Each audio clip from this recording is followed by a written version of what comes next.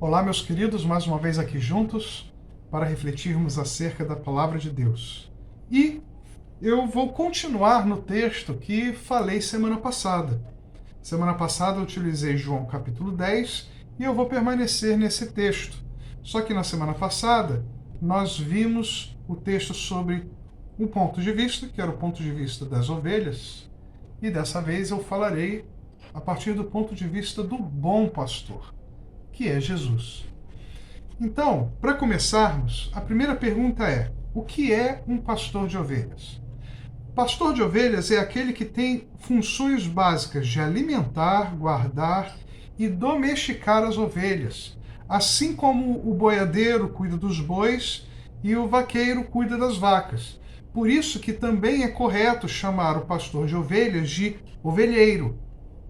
Interessante como que parece que Deus tem uma predileção especial aos pastores de ovelhas. Não à toa, eles foram os primeiros a receber o anúncio do nascimento de Jesus.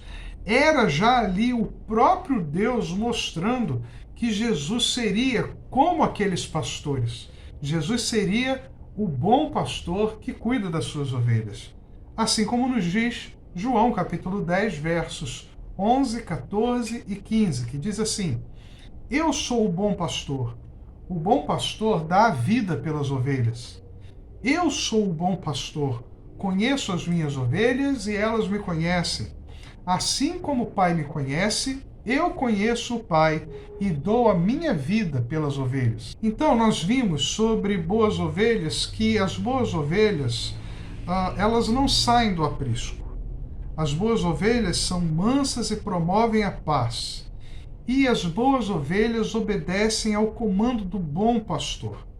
E agora nós vamos olhar o ponto de vista do bom pastor. Então, diante disso tudo que eu já falei, Jesus como bom pastor, ele tem essas três funções, tá? Então vamos falar sobre cada uma delas. A primeira função que Jesus tem como bom pastor é a de alimentar as suas ovelhas. O Senhor nos sustenta com o alimento físico. Ele nos dá os meios para vivermos, para sobrevivermos. Ele nos sustenta a cada dia. Ele nos dá o pão de cada dia. Ele verdadeiramente nos alimenta. Marcos capítulo 6, versos 41 e 42 diz assim: E tomando ele os 5 pães e os 2 peixes, levantou os olhos ao céu e abençoou e partiu os pães e deu-os aos seus discípulos para que os pusessem diante deles. E repartiu os 2 peixes por todos. E todos comeram e ficaram fartos. Mateus capítulo 6, verso 26 também diz assim: Observem as aves do céu, que não semeiam, não colhem, nem ajuntam em celeiros. No entanto, o Pai de vocês que está no céu a sustenta. Será que vocês não valem muito mais do que as aves? Porém, muito mais além do que o alimento físico, ele nos sustenta também com o alimento espiritual. João capítulo 6, versos 27, 35, 48 a 51 diz assim: Trabalhem não pela comida que se estraga, mas pela que permanece para a vida eterna, a qual o Filho do Homem dará a vocês. Eu sou o pão da vida. Quem vem a mim jamais terá fome, quem crê em mim jamais terá sede. Eu sou o pão da vida. Os pais de vocês comeram o maná no deserto e morreram. Este é o pão que desce do céu, para que todo o que dele comer não pereça. Eu sou o pão vivo que desceu do céu. Se alguém comer deste pão, viverá eternamente. E o pão que eu darei pela vida do mundo é a minha carne. Jesus é aquele que precisamos buscar todos os dias, assim como buscamos um alimento sempre que acordamos. Eu adoro pela manhã poder pegar um pão francês fresquinho, saído na hora, ou então poder pegar 2 fatias de pão de forma, poder dar uma torradazinha nele, passar uma manteiga, sentir aquela manteiga derretendo no pão. É uma delícia, é uma coisa que eu adoro no café da manhã. E todos os dias a gente come essas coisas e não se cansa, porque a gente gosta e faz bem para a gente, nos alimenta. Da mesma forma, devemos buscar a Jesus todos os dias, para que Ele alimente a nossa alma, para que essa comunhão com Ele nos farte, para que essa comunhão com Ele possa ser completa em nós. E assim como aquela multidão ficou farta do pão físico, de que foi distribuído para todos ali, sem que nenhum ficasse em falta, nós também precisamos desfrutar da companhia do Senhor Jesus, para que essa companhia nos encha, nos deixe completamente fartos da presença do Espírito Santo, do fluir do Espírito Santo, do poder de Deus, do fluir de Jesus em nós, porque só assim conseguiremos viver conforme a vontade de Deus. A segunda função de Jesus como bom pastor é de que ele nos guarda. Ezequiel, capítulo 34, versos 15 e 16, nos diz assim: Eu mesmo apacentarei as minhas ovelhas e as farei repousar, diz o Senhor Deus. Buscarei as perdidas, trarei de volta as desgarradas, enfaixarei as quebradas e curarei as doentes. Então, desde o Velho Testamento, essa imagem do Senhor sendo esse pastor e nós sendo ovelhas do seu aprisco, ovelhas do seu pasto, ela é presente, ela é plena.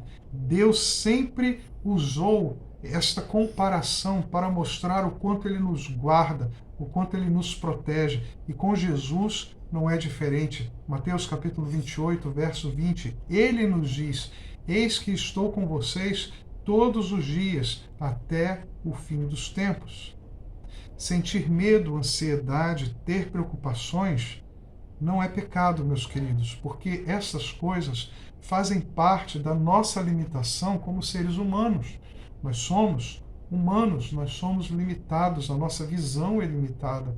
Então, você dizer para alguém de que ele não pode chorar, dizer para alguém que ele não pode sentir medo, de que ele não pode ter ansiedade, é cruel, é desumano. Nós precisamos entender essas limitações que nós temos. Mas é verdade também que nós não precisamos temer. Nós tememos porque não temos fé o suficiente para abrirmos mão completamente das preocupações e dos medos. Porque o próprio Davi nos disse isso lá em Salmos capítulo 23, verso 4. Ainda que eu ande pelo vale da sombra da morte, não temerei mal algum, porque tu estás comigo, o teu bordão, ou seja, a tua vara e o teu cajado me consolam. Mas é interessante notar que Davi pressupõe sim que nós podemos andar pelo vale da sombra da morte, ou seja, bem próximo da morte. Isso é uma possibilidade na vida da gente. Então, é preciso entender isso com sabedoria vinda de Deus.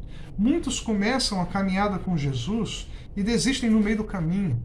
Para desfrutar desse pão que desceu do céu, é preciso entender que você terá problemas sim, cometerá erros sim, sofrerá injustiças, terá sim momentos de tristeza, dor e até se sentirá sozinho e abandonado às vezes. É difícil entender determinadas situações da vida, mas isso é algo que precisa vir de dentro de você. Confiar em Jesus é mais que uma escolha, é um ato de fé. O próprio Jesus nos diz assim: em verdade lhes digo que não há ninguém que tenha deixado casa, irmãos, irmãs, mãe, pai, filhos ou campos por minha causa e por causa do Evangelho, que não receba já no presente 100 vezes mais casas, irmãos, mães, filhos e campos, com perseguições. E no mundo por vir receberá a vida eterna. Porém, muitos primeiros serão últimos, e os últimos serão primeiros. Marcos 10, de 29 a 31.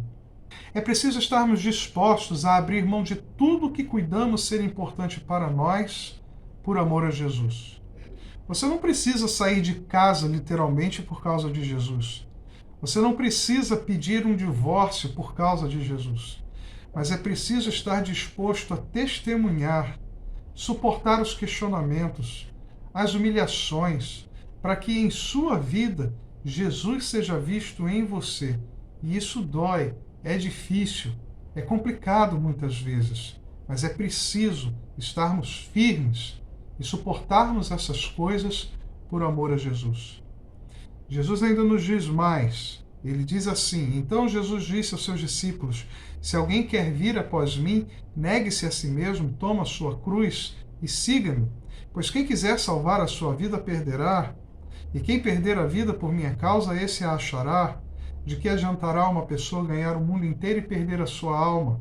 Ou que dará uma pessoa em troca de sua alma?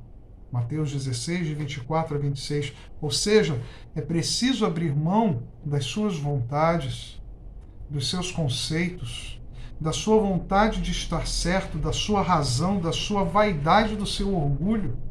É preciso abrir mão de si mesmo, e isso dói. É um processo, muitas vezes longo, difícil, que exige fé e perseverança. Jesus ainda diz mais, João 16:33, no mundo vocês passam por aflições, mas tenham coragem, eu venci o mundo. Paulo também é exemplo para permanecermos firmes em Jesus. Dentre tantos momentos que Paulo passa de sofrimento, quero destacar apenas um. Logo após ser apedrejado ali na cidade de Listra, nos diz Lucas, em Atos capítulo 14, verso 22, que Paulo e Barnabé fortaleciam o ânimo dos discípulos, exortando-os a permanecerem firmes na fé e mostrando que, através de muitas tribulações, nos importa entrar no reino de Deus.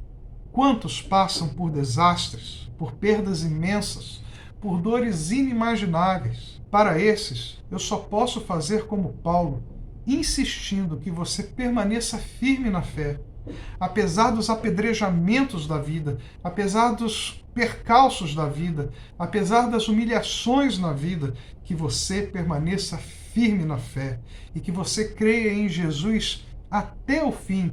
Creia que sim, Ele é o bom pastor, Ele é quem te guarda, Ele é quem te guia, que te protege e que te ajuda a continuar seguindo em frente, apesar de qualquer situação difícil que você já tenha vivido ou esteja vivendo. E a terceira e última função de Jesus como bom pastor, que eu quero destacar aqui agora, é que Jesus, como bom pastor, ele nos domestica. É uma expressão estranha quando usada para nós, ainda mais colocando Jesus como um domesticador. Mas o que é domesticar? Segundo o dicionário Michaelis, domesticar é adestrar, amansar, domar, controlar, dominar. Paulo nos diz assim em Efésios, capítulo 2, versos de 1 a 3. Ele, Jesus, lhes deu vida quando vocês estavam mortos em suas transgressões e pecados, nas quais vocês andaram em outro tempo. Vocês andaram em outro tempo segundo o curso deste mundo, segundo o príncipe da potestade do ar, do espírito que agora atua nos filhos da desobediência. Entre eles também nós todos andamos no passado, ou seja, antes de conhecermos a Jesus, nós seguíamos o curso deste mundo. Nós seguíamos o príncipe da potestade do ar, ou seja, o diabo. Nós atuávamos como filhos da desobediência. Era como andávamos no passado, segundo as inclinações da nossa carne, fazendo a vontade da carne e dos pensamentos.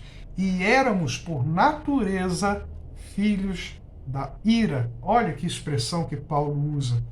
Nós éramos assim, como também os demais. A ira de Deus estava sobre nós por causa desse modo de vida que tínhamos.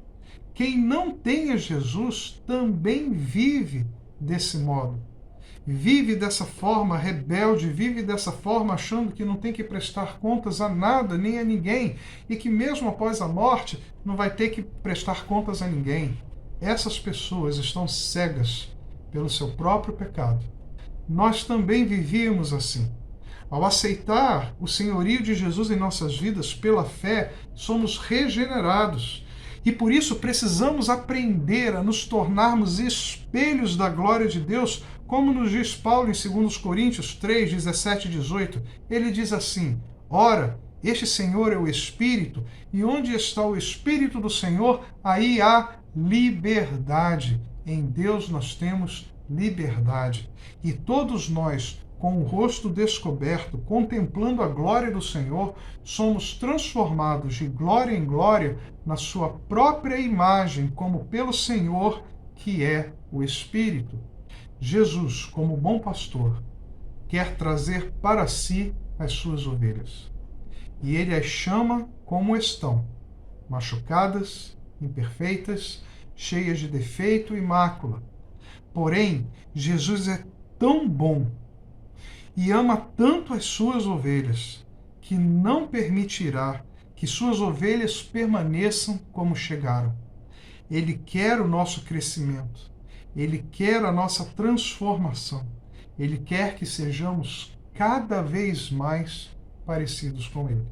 Porque estávamos completamente afastados de Deus, Ele, dia após dia, nos ensina a andarmos em seus caminhos. Jesus disse assim: se alguém me ama, guardará a minha palavra, e o meu Pai o amará, e viremos para ele e faremos nele morada. Quem não me ama não guarda as minhas palavras, e a palavra que vocês estão ouvindo não é minha, mas do Pai que me enviou. Tenho dito isto enquanto ainda estou com vocês, mas o Consolador, o Espírito Santo que o Pai enviará em meu nome, esse ensinará a vocês todas as coisas e fará com que se lembrem de tudo o que eu lhes disse. João 14, de 23 a 26. Então, sim, precisamos nos sujeitar a Ele, permitir que o Espírito Santo nos adestre, nos amance, nos dome, nos controle, nos domine e nos ensine. Então, fechando a palavra, Jesus, o nosso bom pastor, nos alimenta, nos dá os meios para vivermos, tanto fisicamente como espiritualmente. Ele nos guarda, mesmo quando as coisas são muito difíceis. Por isso, é preciso insistir na fé. E ele nos domestica, porque estávamos completamente afastados de Deus. E ele, dia após dia, nos ensina a andarmos em seus caminhos. Que essa palavra possa falar profundamente ao seu coração e que Ele mesmo nos abençoe.